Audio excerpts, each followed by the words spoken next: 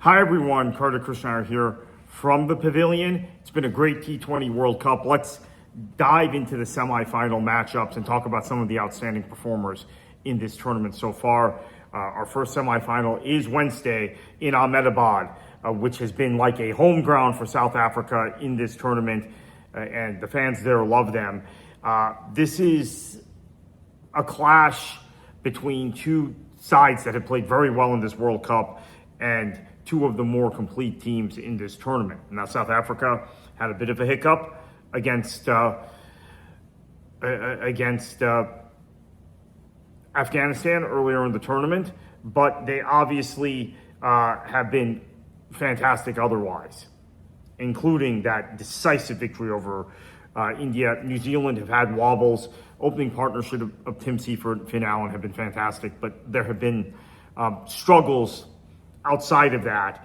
And obviously, the way they lost to England in the final match of the Super 8s, leaving their qualification in doubt, needing Sri Lanka to really push Pakistan the way they did, created a situation where a situation they didn't need to be in. They had firm control of that match against England. England very resourceful. They know how to get through these sorts of matches.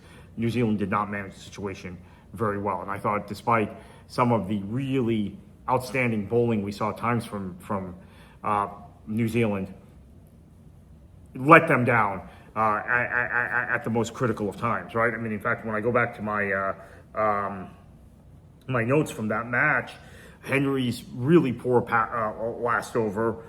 Phillips had a poor. Henry had no plan for that last over, knowing England that by that time was within sight of the target.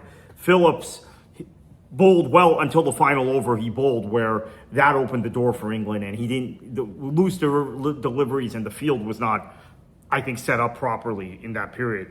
Ravinda had some really good overs in the middle, but look, I mean, they made it this far. So this is this is clearly some sort of get out of jail. I keep using that expression, but kind of a get out of jail card they got when Pakistan posted a huge number against Sri Lanka, and then their bowling let them down. And Pakistan still won the match, but the net run rate didn't pass New Zealand's. And it very well could have, the way Pakistan was going in their innings. So, again, I think they're very fortunate to be here in spite of being very good. South Africa has been playing with a swagger. Markham has been phenomenal as a captain and as a leader and as a part of an opening partnership. David Miller, my saying this tournament is David Miller does David Miller things. They look really tough to get by. And then you think about the bowlers from South Africa. You think about how good they've been at times in this tournament. It is difficult for it's difficult to kind of hit them consistently. So I think Lungi and Rabada are going to be key in this. Maharaj also will be key. And I noticed this when these two teams matched up in the group stage. You had Markham really kind of strategically in his batting using a closed face for cover drives, and that made a huge difference. And there were some early balls from Henry that Markham then had figured out and began to create a flow of runs that was picked up by the rest of the order, and they weren't really challenged. Now this time, could New Zealand has that memory, and hopefully if the muscle memory is there for them, they're going to be able to kind of legislate against that. But we will see. I like South Africa. I think this is pretty straightforward. Can South Africa shed the tag of them being not the also-rans, it's a bad term, the nearly men? I think this might be the tournament, the way they're going. But New Zealand can be clinical at times. And again, Seifert, Allen, that opening partnership is going to be important for South Africa to get wickets early. That will be it. If South Africa can retire one of those two very early, and I think it's going to be Lungi and Rabada bowling those early power play overs, I think it's pretty straightforward for South Africa. before we get to the England-India semifinal, which is very, very fascinating, let's talk about some of the leading figures that are not necessarily in the semifinals from this tournament. So the best bowler in the tournament in terms of taking wickets so far is South African-born Skadley Van Schalkwyk of the United States, who took 13 wickets in 4 matches, including 3 in a single over against India at the Vakande.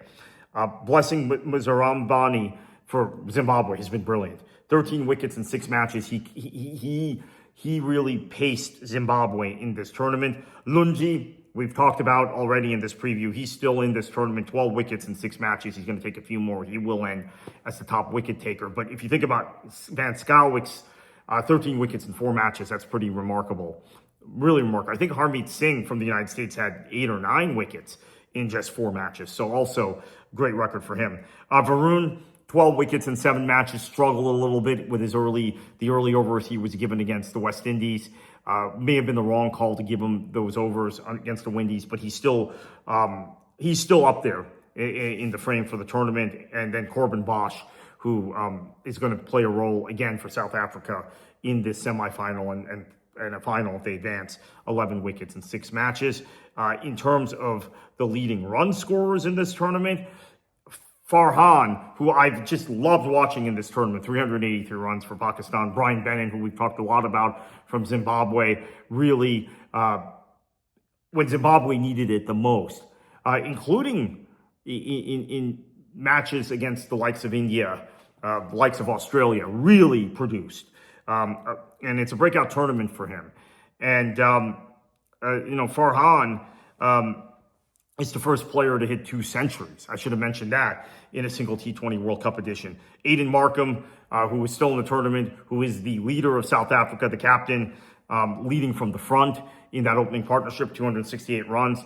Hetmeyer, so sad we're not going to see him in the semifinals. 348 runs. He's provided the firepower and the smarts, and kind of like the smart batting for the Windies throughout their campaign, including giving India fits in that semifinal. I mean, again, India so fortunate to get through. Shouldn't be at this stage of the tournament, but they are, which is why they're India.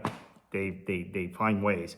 And then Yadav, Sky, who had 231 runs. Many of those, at least 80 of those against the United States in a match where India was on the ropes. The U.S. took the other 9 wickets. The U.S. had India 77 for 6 after 13 overs. And Sky got them over the line in a match that they never should have gotten over the line in my opinion. So let's talk a little bit about the England-India match. This is a mouth-watering battle between 2 sides that are the 2 most recent champions of this competition. 2 of the elite nations, blue bloods is the term we like to use in the U.S., so 2 of the blue bloods in cricket.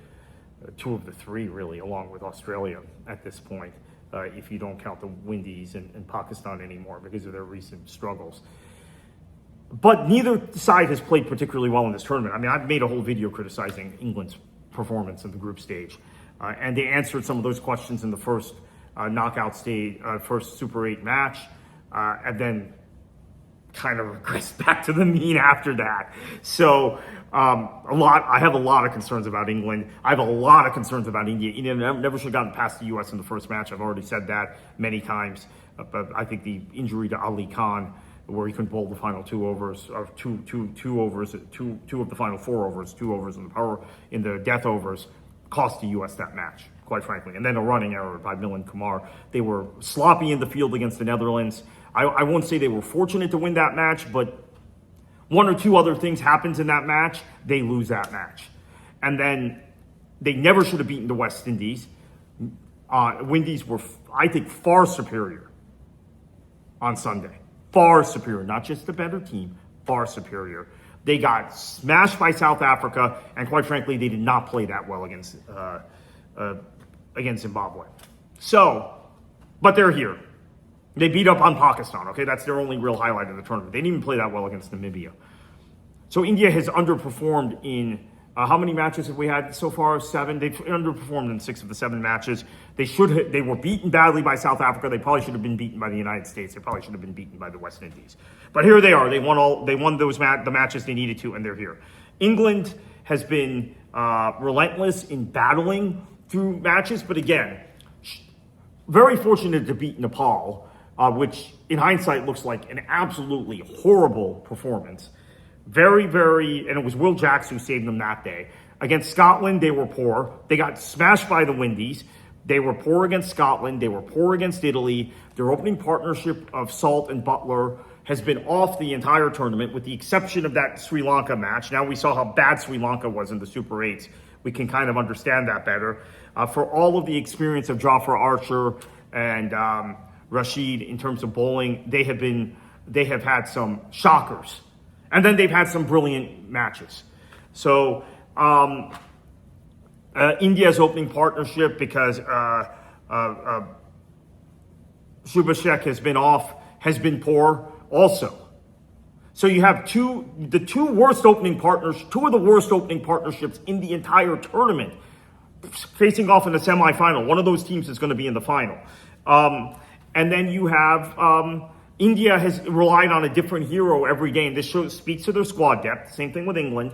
Like I said, some days it's been Will Jacks. Some days it's been, even my notes from the Pakistan match, maybe it's my own selective biases, but I'm writing very, other than Archer's great bowling, I'm writing very positive things about Pakistan and not about England. India, Zimbabwe, Bennett, good.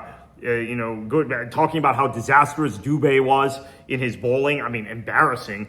Arshdeep, all the wide balls he was bowling, all the extras that Zimbabwe got in that match. There was 4 extras in 1 over. So my notes about India and Pakistan, India and England from this tournament are all very, very negative. Although here I've got in one of the matches about how unflappable England was and how good Benton was. And Bethel has been a player. Those 2 guys, Benton and Bethel, have been unflappable. They've been calm. Harry Brook has been all over the place as a captain in this tournament. But they've both gotten through. They've gotten through because they have more talent than the other countries. And I'm looking at the notes that I took from the New Zealand match the other day, and Will Jacks and Rashid got timely wickets of Seaford and Finn Allen. And Archer, until his final over, bowled well. So they step up in moments. They step up in spots, I think, has been the key in this tournament.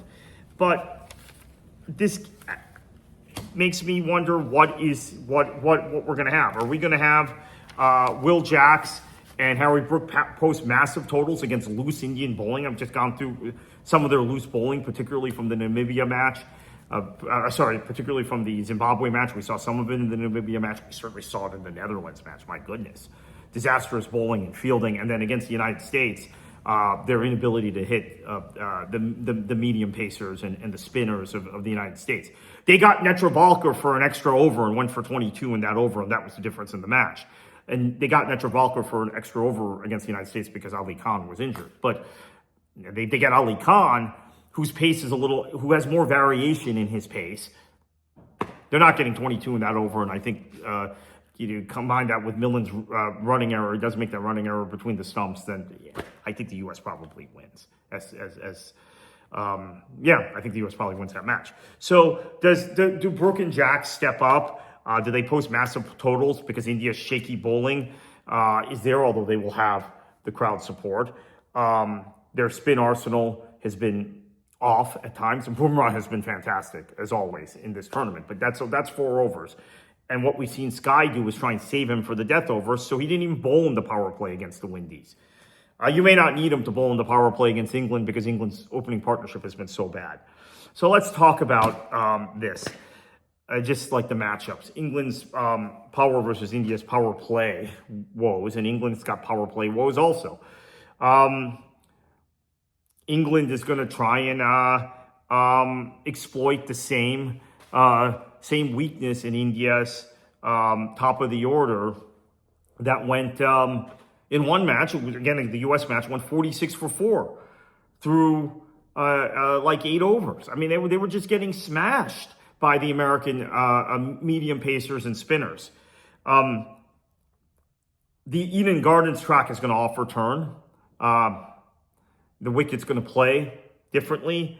Can Rashid, Jax, and the new English bowler, gosh, what was his name? I was very impressed by him against New Zealand. The new England bowler who was getting his first international, Raheem Ahmed. Maybe he did really well. He did well batting too. Maybe he's in the team for this game. Can he get some variation in his attack? And then obviously you have Archer. Is that going to really spook India, particularly with India's batters so off? And then there is, of course, the pressure of the crowd, the hosts. England has found ways through matches in this tournament. So has India. Neither team has looked very good. I think on the surface, either team would get beat by South Africa if South Africa were to beat New Zealand fairly easily. But that's not how it works. We know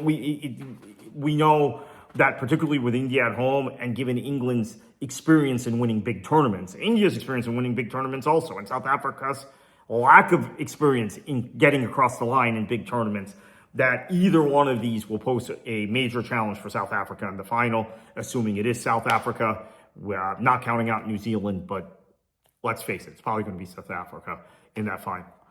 So we will be back after the semifinals to wrap things up and to preview the final and talk a little bit about the tournament and begin turning the page on this tournament and talking about the sort of things we're going to do at from the Pavilion, this show specifically, and then the Beyond the Boundary newsletter after the tournament is over. Thank you. Thank you for all your patronage.